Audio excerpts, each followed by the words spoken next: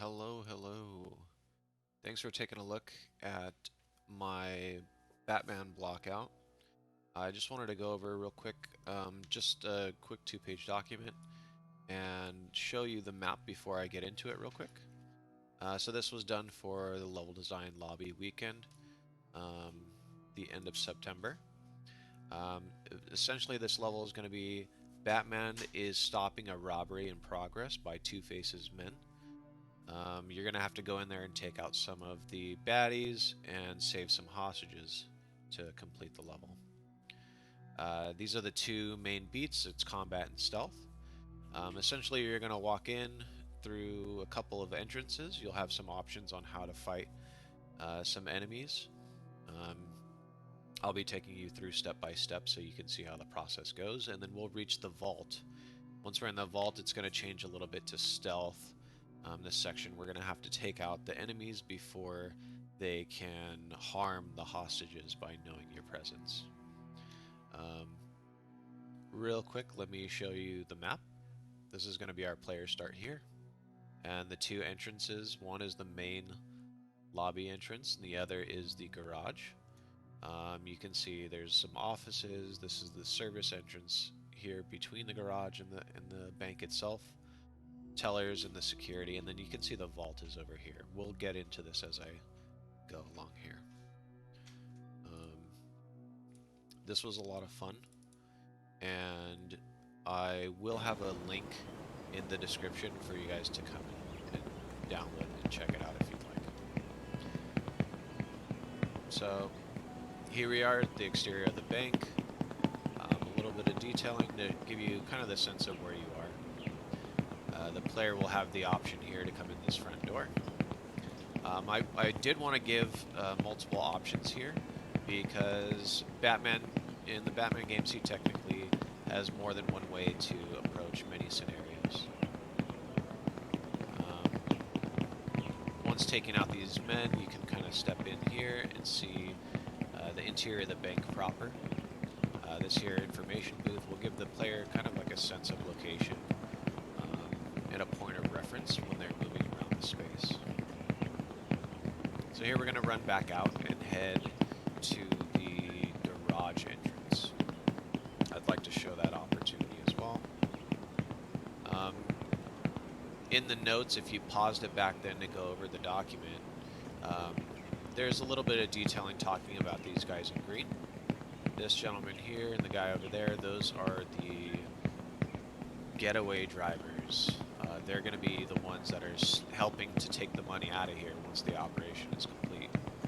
And upstairs you can see that's actually the security room. We have a lookout and rifleman up there. We're going to take the service entrance just to take a quick back road in. This is like an employee / service area and a restroom as well. And once again, you can see we're back at the little information desk. I'm going to run over here real quick. These are the management offices. A couple baddies covering this area. And a small little waiting lounge. This area we'll come back to later. This is the beginning of the vault. And this area over here is the teller booths. But we'll take a look up here. This section is where you would speak with a banker, essentially. More guards. And of course, you're Batman. The way you would approach many of these scenarios is not just running straight into them, but you'd use these gargoyles up in the pillars that are placed strategically around the map. Over here is another little waiting area with the clock. A couple enemies you can take out. This area is just painted right now as storage. Nothing really too special going on up here. Maybe some collectibles or something to allow the player to feel like their exploration is rewarded. So just for a second, we're going to hop down and take a look inside the tellers, just so you can see how the path kind of lines up. This is that back entrance here.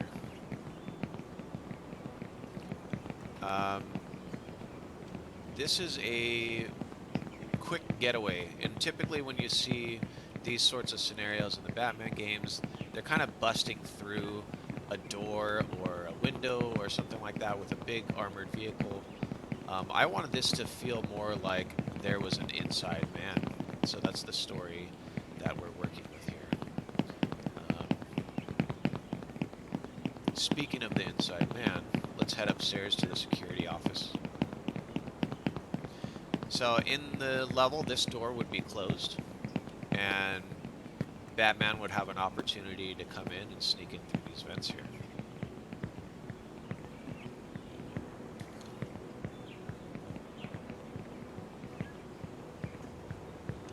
He'd sneak much faster than this, but you kind of get the idea. Now once you're in here, take out the enemies. Here's the rifleman and the lookout from before. And in the level design document, you can see that I had outlined earlier, this is the inside man. He's a security guard, caught changing, in the middle of changing. He's got probably his clothes and maybe some money, something stashed away in this box. You kind of catch him red-handed. So the goal is to tie him up, take his security clearance key, and you're going to use that to get into the vault. Swipe your security entrance here, head inside, and you'll gain access to the vault here. When you're in the vault, you're going to come to immediately the lockbox room, where there is a guard. Now in this section we want to remain stealth again. We can do that by sneaking around these corners and picking him off at the opportune moment. Once he's down, you can take the tunnel system. I'm just going to peek through here real quick. In the Batman games proper, the camera would actually stay above ground, and you'd fly through these areas much, much quicker than I can with this controller. Here, you would find an opportunity to sneak up on another enemy, take him out. And I did provide a little bit of visual offset so you can see where the pathing of the tunnel is, or the vent system underneath. Here's another vent for another opportunity to take out another goon. And then the final of all 4 vents is here. Once all the bad guys are taken out, you'll be able to open up these areas, which is typically where you would see like gold or very valuable resources stored inside of a bank. There's 3 hostages. You'd save this one, come over here, save this hostage, and then the final hostage here. Once that's done, the level is essentially complete. So a bit of thought process behind a lot of what was going on here. I know Batman has a lot of vertical opportunities. Most of the time you're not kind of just running around on the floor. You're looking to take down enemies from the shadows. A lot of opportunities are established in that regard. And I'd like to keep up with that theme. Being able to drop down on enemies, take them out, get into big fist fights with multiple enemies at once, just to really hammer down that kind of gameplay.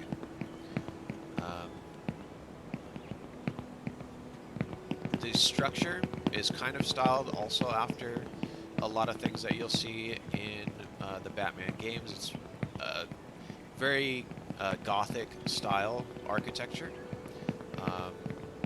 There's some modern approaches to it as well, but typically this is how I see that structure sort of laid out.